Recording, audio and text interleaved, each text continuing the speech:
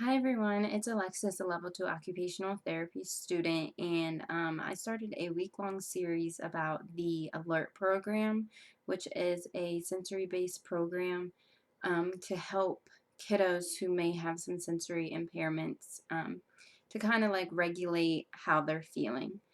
So before I continue on with this video, I just kind of want to put the disclaimer out there that if you do feel like your kiddo may have some sensory processing impairments or need some more sensory input, please always contact a certified occupational therapist when you are able to get into a clinic so that they can do an assessment and then create a personalized sensory diet.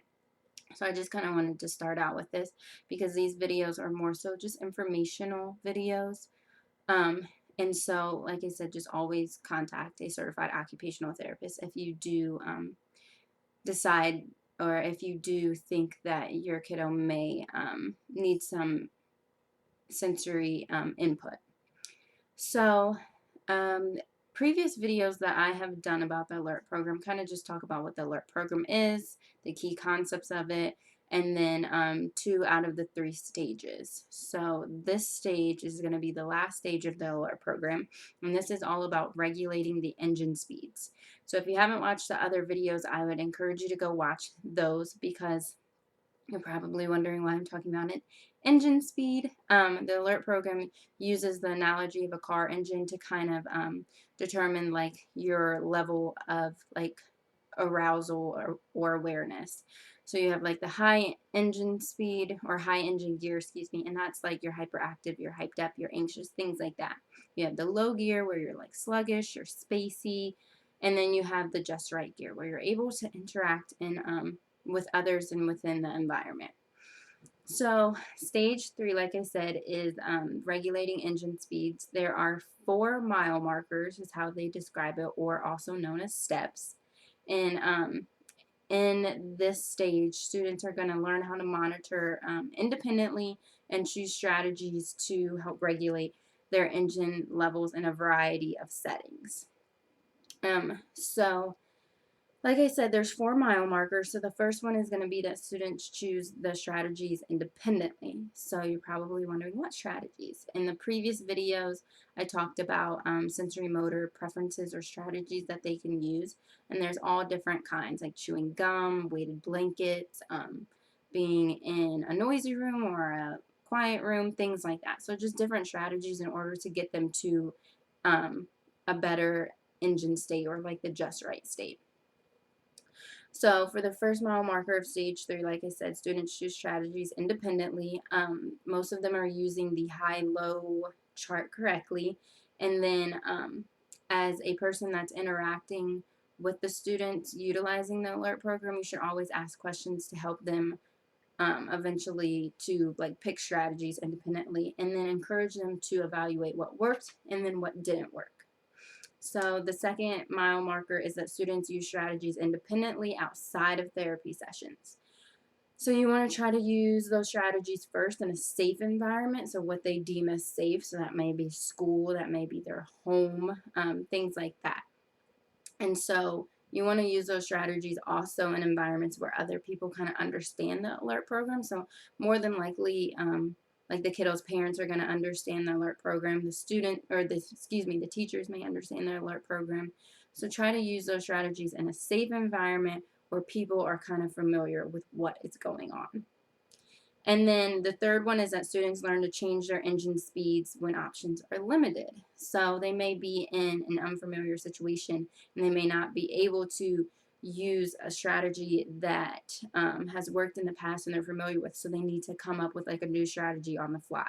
So you kind of want to go through that with the student. So maybe give them different scenarios on like, what would you do in like this certain situation, which we'll talk at the end because that's going to be one activity that I want you guys to do in this video. And then the last one is that students continue receiving support. So this means that just because the ALERT program is over, they basically graduate from the ALERT program, it's still a learning process.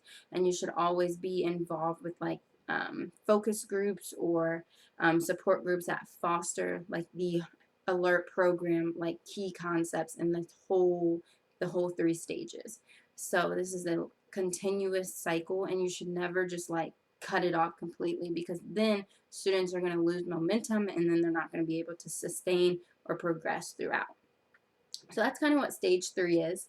I have a quick activity that I want to go over, and it's just going to be me reading you different scenarios, and I kind of want you just to pause the video and discuss it with your kiddos and see like what they would do or what strategies they may employ.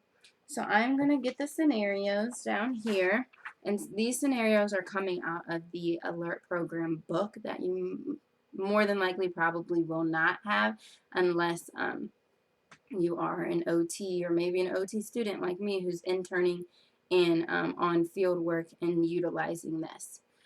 So for the first program or the first scenario that I would say is say it's story time in class and your teacher reads a few pages aloud from a book to your whole class during story time. And it's easy for your engine to get too low, and which makes it hard to listen and understand the story. So name something you might be able to do that would help you to keep your engine running just right during story time. So I want you to pause this video, kind of discuss some things, and then unpause it, and then I'll just say like a few things about it. So hopefully you had time to discuss that. So basically, when your engine gets too low, you're going to feel a little sluggish, you're going to feel spacey, you're just not going to feel there completely. So like what things would you employ, like what strategies would you employ to kind of get you back to that just right during story time? So I know if I am having a difficult time listening, I usually have to like fidget with something, so like a fidget cube or spinner, things like that. They make like fidget pencil toppers. Also like tapping my foot is a good one. That helps me kind of get back up there and make me pay attention. And sometimes I will have like a hair tie, and I'll like pop it on me so that way that I also can kind of pay attention that way as well. I'm going to read one more, and it says, "It is your birthday tomorrow. You will have a party and you'll get presents. And at bedtime, it's hard for you to fall asleep because you're so excited at the party." So instantly right there, so excited, you're probably in high gear. Is there something you could do before you go to bed or while you're laying in bed that might help your engine get ready for sleep in low gear? So go ahead, pause this video, and then we'll come back. So for this scenario, like I said, if you're excited, you're in high gear, and you kind of just need to calm down, get your body right. So before you go to bed, in order to get in low gear, maybe using some aromatherapy, rubbing it on like your wrist or behind your ear, your feet, things like that, especially like the lavender. That always helps me just to like calm down and get sleepy. Or maybe using a weighted blanket. Maybe you need that like vestibular proprioceptive input that way, and that'll help you calm down. So maybe using a weighted blanket would be really good as well. So those are just a few things that you could do in order to kind of help you calm down and get ready for bed. Let's see, I'll read one more. It says, "When you wake up in the morning, your engine tends to be low speed and you have trouble getting going. It's a school day and you don't want to be late to school. Name some things that you could do to help your engine get to a just right speed by the time you get to school." So go ahead, pause the video. For me, if I'm moving a little slow in the morning, I would more than likely play a little bit of pump up music, because that kind of helps me get going until I feel just right. You don't want to overdo that. But more than likely for me, I would probably use a little bit of the auditory input, which is one of the strategies. And I would probably most likely use some pump up music. I would open the blinds, make all the light come in, so more of a visual input as well. So those are just a few of like the scenarios that you could do. I'm sure you could find those online, and then if you do end up going through the alert program, your occupational therapist more than likely will give you some scenarios as well. So again, always go see an occupational therapist in order to get assessed, and then to get a personalized sensory diet. But that's all for this week-long series regarding the alert program. So make sure if you haven't, go check out the other videos so it kind of makes sense. So thank you.